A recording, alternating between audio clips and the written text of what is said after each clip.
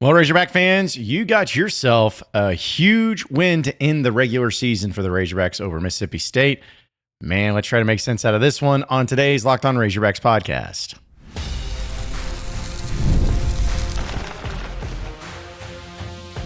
You are Locked On Razorbacks, your daily podcast on the Arkansas Razorbacks. Part of the Locked On Podcast Network, your team every day.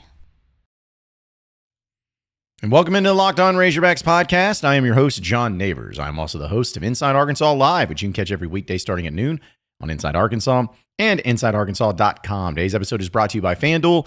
Right now, new customers get $200 in bonus bets when your first $5 bet wins. Hope everybody had a wonderful weekend, and I have to apologize for those of you who may have missed out on it. I wasn't able to do a few of the podcasts late last week because I had surgery on my teeth. And they're gone now, at least the back ones. You can't tell anything. I'm not going to show you. It's gross. But either way, hopefully I'm back better than ever. And I appreciate everyone's patience on that. It was not a fun experience. I tried recording a few podcasts, and I couldn't even get through like the 5 to 6 minute mark without just having shooting pain. So it sucked, and I hated missing out on it. But hopefully we're back and getting ready for postseason, because we'll talk about the SEC tournament here in just a little bit and what that looks like for Arkansas. And we'll also do a little Razorback baseball talk, too, because they get another sweep over the weekend. But I wanted to bring up Arkansas and Mississippi State. In the regular season finale in Bud Walton Arena, the Razorbacks win 93-92. Just insane game. An insane game. For those of you who were there, the atmosphere was quite electric. It had a lot of ups and downs, had a lot of frustrations, had a lot of great plays, had a lot of great moments, had a lot of great and intense things that happened. But overall, you just can't speak more about what this game meant and how big it was to win it, and especially the fashion that you did end up winning it, where you had a chance with Jonas Aidoo at the free throw line. All he has to do is make one. He made one, missed the second. Mississippi State had an opportunity to hit it at the end, but Billy Richmond gets the block there at the very last shot. Then they get a second shot opportunity. Doesn't go in. Just intense. Very, very, very intense game. And I want to go through a few of the people that made so much and meant so much in this game itself, and really give a shout out to them. And I think we got to start, of course, with Jonas Aidoo, the player of the game. Him and D.J. Wagner both had terrific games, but Jonas Aidoo, considering what he's gone through, considering how much he struggled this year and dealing with injuries and not being 100% healthy, not getting a whole lot of minutes, they needed every single bit of it, as he gets 21 points on 8 of 11 from the field, goes 5 of 10 from the free throw line, but gets 10 rebounds. So he has a double-double in this game, 4 assists out of him, 3 block shots, and 0 turnovers. Just outstanding. And it's just so funny how the plus and minus system works, because in this game he had a -7, which was the lowest on the team. But he was outstanding. He was absolutely great. And again, they needed every single bit of him. And I don't know if this is going to be something he can build upon, but considering how you don't have Aidoo Thero in this game, and you don't have Boogie Fland, and you've been missing out on some key guys when it comes to injuries and whatnot, you've needed people to step up. And Jonas Aidoo did, especially when Trevin Brazile, which we'll talk about him in a second, gets 2 quick early fouls in the first half and doesn't play for the entire first half the rest of the way. So you had to have somebody step into that position. It was great to see Jonas Aidoo. I know that people think about, how much kids make an NIL and what this player is supposed to be, and it's been disappointing, blah, blah, blah.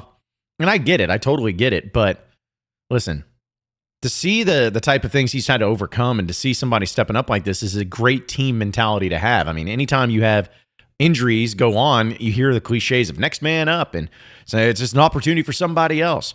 Well, I think coaches and everybody says that is because they want it to be.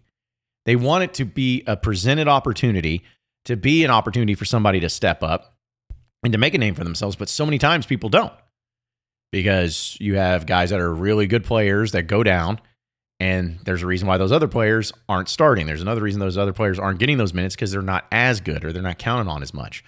So in a lot of cases, you see it kind of go by the wayside, but not in this particular case. You didn't have to worry about that part of it at all. Jonas Aidoo stepped up, and he stepped up in a major way. So you got that game out of him. DJ Wagner also, a guy that, of course, has gone through a lot too, and thinking about a player that has never really been looked at as being like the number one scoring option for Arkansas. And not the best shooter, It's not that he does anything poor, like he doesn't do a bunch of things badly, but he also has struggled in a lot of things other ways. And him planning to step up into that point guard role, the majority of it with Boogie Flan going out. You've had a lot of people try to expect a whole lot out of him, and man, oh man, did he step up in this one. 24 points, 7 of 9 from the field, 3 of 4 from the 3-point line, hit all of his free throws, 7 for 7, had 2 rebounds, 5 assists, 4 turnovers in 38 minutes of play. So 20-point performances out of both DJ Wagner and Jonas Aidoo. Your point guard and your big man down low is absolutely outstanding. Nelly Davis gets 15 points in this game, 4 of 10 from the field, 3 of 5 from shooting. It's kind of his type of game, and it worked out nicely. 4 rebounds, 4 assists, and 0 turnovers and 2 steals. So get that. He's like the 4-man. 4 of 10 for 4 free throws made, 4 free throws attempted, 4 rebounds, 4 assists. He did have 4 fouls. And he had a plus and minus of 4 in 34 minutes of play. So big 4 guy there, but also had 2 steals. So yeah, he played really good, and defensively he was outstanding and deserves a lot of credit for that. So Nelly was able to do his thing and make some clutch free throws there down the stretch too. And Trevin Brazile also had a double-double. Isn't that crazy? Just mention the fact that this guy gets 2 quick fouls early before the under 16 timeout even hits and doesn't play the rest of the first half. He plays 23 minutes in this game and gets 11 points on 4 of 7 from the field, 3 of 5 from 3-point land, 11 rebounds. I mean, that's outstanding work. He had 2 fouls, 2 turnovers, but still did a great job of stepping up in there. And Billy Richmond deserves a lot of credit too. The guy had 3 turnovers, but he had 6 assists. Look at that. DJ Wagner had 5 assists. Jonas Aidoo had 4 assists, and I thought both of those were impressive. Billy Richmond had 6 assists in this game. Didn't have 3 turnovers. Had 10 points, 3 of 6 from the field, 4 of 4 from the free throw line. Had 2 rebounds, as well as 2 blocked shots, and none bigger than the one in the final part of the game, the final shot of the game, where I'm gonna kind of show my perspective on everything. I was there at the game right behind the Razorback bench, first row behind the Razorback bench. And it's always fascinating to see things in there because it's hard to see, for one, because you got the team in front of you a lot of times. But to see what's the dynamic of the team, how it's being handled, how it's being addressed, what's going on. And I'm telling you right now, Billy Richmond was hurting. He was cramping badly that entire game, especially late in the game. And then the final under 4 timeout, he was getting worked on by the trainers all over there the entire time. They were getting the little massage gun thing. They were trying to work him out. He was in pain, but they needed him. They needed him in that final possession. And he goes out there and he does that. And he gets carried off the court, which was one of the coolest things you'll see by his teammates because of how badly he was hurting and being able to make that big time play down the stretch. It was awesome. I mean, that's what stories are about, and that's what great stories are about. And so it was good to see him kind of not only make it through, but to have that type of performance and that type of game, and really hope he comes back next year, because he could be somebody that could really help out this team and get even better with the development of it all too. But, Carter Knox had 6 points, 3 of 7 from the field, 3 rebounds in there. And then Big Z, I know we talk about him a lot, but not his best offensive game, but did have a few nice plays, 2 of 6 from the field, 0 from 3 from 3-point land. And then also had 4 rebounds and 2 block shots. So that's what's crazy. It's like, you think about this, was a 1-point game, 1-point win for the Razorbacks. They shot 55.5% from the field, 43% from 3, 82% from the free throw line, and they won by 1. They needed every single second, every single stat that you could have in this game to win. Arkansas had 21 assists and 10 turnovers. 7 block shots, 41 rebounds, and they won by 1 point. And Mississippi State did a real good job too. They had 6 guys in double figures. Imagine that. Imagine having 6 guys in double figures and you lose. And they only had 2 turnovers, folks. 15 assists, 2 turnovers. Imagine that stat line being thrown at you.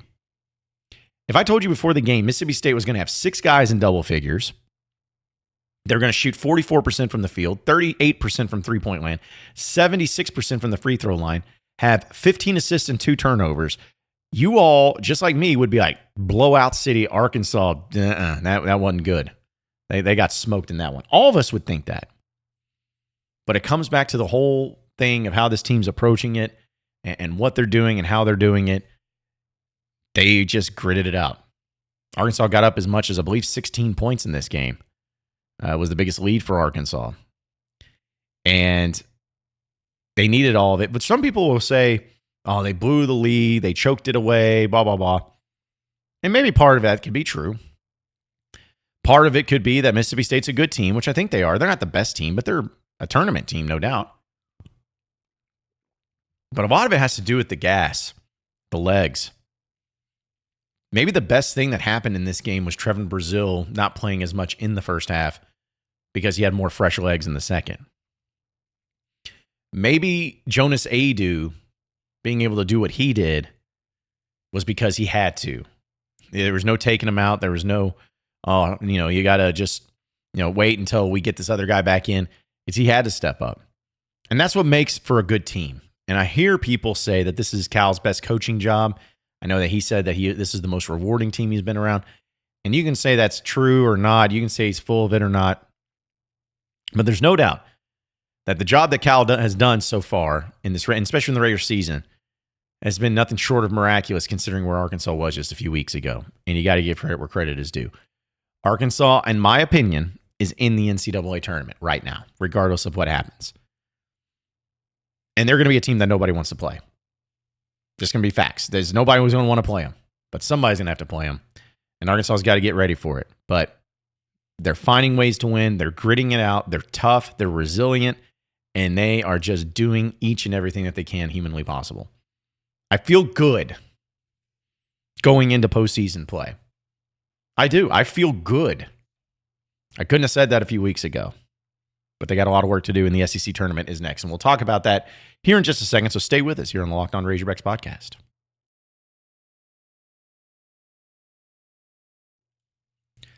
All right, folks, I am here to tell you about Supply House. Get the supplies you need from the site made for the skilled trades. Supply House. Whether you're in plumbing, HVAC, or electrical work, Supply House is the reliable way to order products online. Their easy-to-use website is packed with helpful resources and latest product info to help you get the job done right.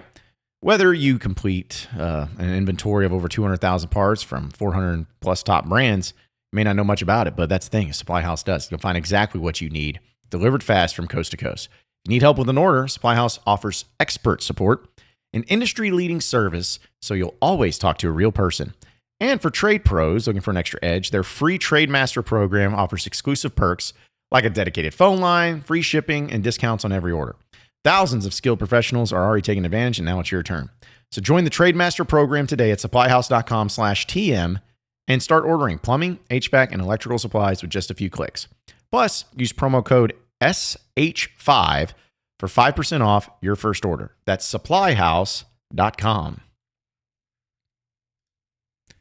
We're also brought to you by our friends over at Wayfair, where your home should reflect your style. And with Wayfair, it's easier than ever to make that happen. Whether you're looking for a simple refresh or tackling a big home project, Wayfair has everything you need all in one place.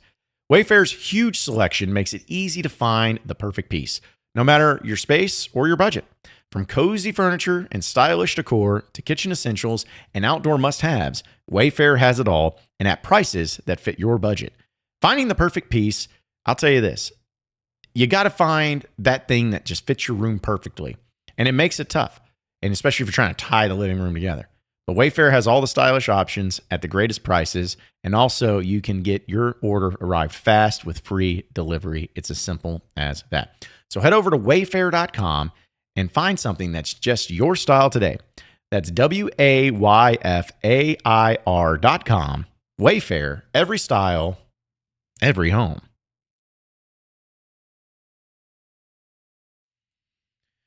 All right, so moving on into the next segment of the Locked On Razorbacks podcast. So the SEC tournament is officially set for 2025. Isn't it crazy that here we are already in the postseason play? I know it's March. I know it's how it's gone. And maybe on tomorrow's podcast is when I'll kind of break down the Arkansas regular season and give some grades out to it and whatnot. But it's been officially set. The Razorbacks will be facing off against South Carolina. Arkansas finished 9th in the SEC and get the 9th seed. and they're going to face South Carolina. Remember that game? I don't know. I guess Arkansas and South Carolina didn't play. They didn't play at all. It didn't happen. Well, they get to play in this one. South Carolina finishes the 16 seed. Arkansas is the 9 seed, and that game's going to be at noon on Wednesday. Now, if Arkansas is to win that game, they will play the very next day, also at noon, against Ole Miss, who is the 8th seed. So you could have some interesting things develop, and if you happen to get by Ole Miss, it's okay. You got the number 1 Auburn Tigers waiting on you. Oh, boy. So it's going to be interesting and fascinating to see how Cal handles it. But to give everybody a breakdown of where Arkansas is at in the SEC and where it's at the rest of the way, Arkansas is a little below the average. You know, there's 16 teams, obviously, so 8 is halfway point, and Arkansas is number 9. I still don't care what anybody says. It's still incredible. It's still incredible. It's impressive. You were 1-6 in conference play, and you finished 8-10. 8-10. Do you realize that? 7-4 the rest of the way? I mean, come on. How much more impressive could you be? I know the season didn't go great, but again, we'll talk about that tomorrow. But you have that game. You got the South Carolina finished dead last. 15th was LSU. You got Oklahoma at 14. And then at 13, you got Texas. At 12, you got Vanderbilt. At 11, you got Georgia. At 10, you got Mississippi State. And you have you at Arkansas. So what's crazy is you lost to the 16 seed team. Obviously, we know that against South Carolina. You lost to the 15 seed team once in LSU. And you lost to Oklahoma, the 14 seed, once. That's what sucks. You know, you're going to take the situation that you're in. You can't complain. You can't change anything about the history. But man, you know, imagine how different it would be if you would just taken care of the teams that you should have. I mean, that's 3 wins right there. You could be sitting at 11-7 if you just would have taken care of business. But that's neither here nor there. This is going to be also the first time that I can remember where the SEC basketball tournament is going to be must watch for every game because of how good the conference is. I mean, we know how good it is. We know how good it's been this year. And it's really hard for, especially me, to look at any of these games and not be like, there's a little bit of interest. You know, maybe the Wednesday night sadness, as we always call it, when the first Wednesday games, I know Arkansas is playing in one of those, but may not be the most interesting. But hey, Oklahoma and Georgia, those are 2 teams trying to get into the tournament. Could be some interest there. Texas and Vanderbilt, kind of the same thing. And then if Arkansas is to beat South Carolina, I mean, Arkansas and Ole Miss is interesting. Especially since those 2 teams, I mean, they played Ole Miss, what, the 3rd game of the year? 2nd, 3rd game of the year? So it's been a long time since they played each other. But think about if Texas beats Vanderbilt, Texas and Texas A&M in the next round. Ooh, that's the good stuff. Mississippi State and Missouri could end up playing in that Thursday game. Who wouldn't want to see 2 of the grossest SEC programs going at it? And then if Oklahoma beats Georgia or Georgia beats Oklahoma, they get Kentucky next. Who wouldn't want to watch that? Arkansas beats Ole Miss. They play Auburn. Who wouldn't want to watch that? Same thing. Ole Miss plays Auburn. Good game. Texas or Texas A&M plays Tennessee next round. Sign me up for that. Ends up being Missouri, Mississippi State playing Florida. Yeah, I'd be interested in that. What if it's Kentucky and Bama in that next round? Oh, man, who wouldn't want to watch that? So I say all of that to just tell you that this is a great, great tournament. And personally, I know everyone's going to, you want to win every game. But I'm totally fine if Arkansas wins against South Carolina and then gets out of there against Ole Miss. Like, you need the rest. You need the legs. You need everything. You need to make sure that you're good to go. And you got plenty of time to recover and get ready for the NCAA tournament. And I think if you beat South Carolina, I think you're in the tournament already. But if you beat South Carolina, I feel like there's no doubt you're in the NCAA tournament. Now, you could, of course, up your seeding a little bit, maybe work your way up a little bit there too. And get into that mix, that's fine. But my expectations for Arkansas in the SEC tournament is not to win it, not to get to the finals, not anything like that. I just don't think you have the legs. I mean, folks, you're talking about Arkansas would have to play 1, 2, 3, 4, 5, 6. I mean, they have to play 5 games, 5 days. if they made it to the championship. But still, I don't want that. The NCAA tournament's what's important. Maybe we'll see a Duthero. Wouldn't that be something if we saw him in this game? Maybe we see somebody else. We'll talk more about that tomorrow. But I do want to give a shout out to baseball on the other side of the break. So stay with us here on the Locked On Razorbacks podcast.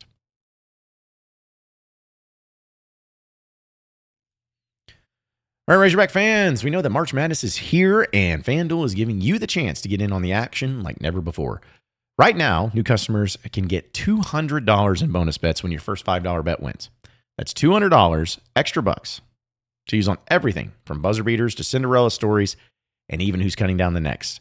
You know, you can have your eye on a few underdogs, a few of those Cinderella stories, and feel good about it. Well, FanDuel makes it easy to back them with spreads and totals and game props. With tournament games happening almost every day, there's always something to bet on. And the FanDuel app is simple to use, and when I win, I get paid instantly. There's no waiting around. So visit FanDuel.com and get in on the college hoops action all tournament long. All right, so final segment here on the Locked On Razorbacks podcast. Shout out to the Razorback baseball team. Another sweep. I mean, is anybody surprised at this point? I mean, your number 3 Razorbacks, one of the best teams in the country, taking care of business against Portland. And the first two games were run rules. You beat them 20-3 on Friday. 20-3 in 7 innings. Just absolute mollywopping. And then you had a 10-0 game on Saturday in 7 innings. Now, that one was unique because that was one of the quickest baseball games you'd ever see. I think it went an hour and 45 minutes. Just took off. So you take care of business in that. Game 3 yesterday on Sunday, we won 5-3. It wasn't exactly the easiest thing to do, but you got the job done, and that's all that matters. You got the job done, and now you're sitting at 15-1 overall with SEC play coming up this week. Now, you have a game against UCA on Tuesday night, actually, Baum-Walker Stadium. And then you travel to Oxford to take on the Ole Miss Rebels this upcoming weekend. So here's the thing. We know the SEC is tough. It's the toughest around. Your schedule is extremely difficult in the SEC. I don't know how good you're going to be in conference play. You could win 15 games. You could win 20 games. You could have a little below 500 record. You could be one of the best teams in the SEC and win the SEC regular season. I mean, you have that much of a range, and a lot of it has to do with the conference being that good. So who really knows where it's going to go or how it's going to go? But what I do know is just based on the non-conference slate, I feel like Arkansas has at least showed from the teams they played and everything that their offense is improved. It's got to translate to the SEC, but they did what they were supposed to do in the non-conference. They just blew out teams that they were supposed to. They scored at will against teams they were supposed to, and they did all right. Some things about the pitching are a little suspect, I know. Like Gabe Gackle has not looked perfect by any stretch, but you also had some really good guys like Root and Beidelshees have looked really good.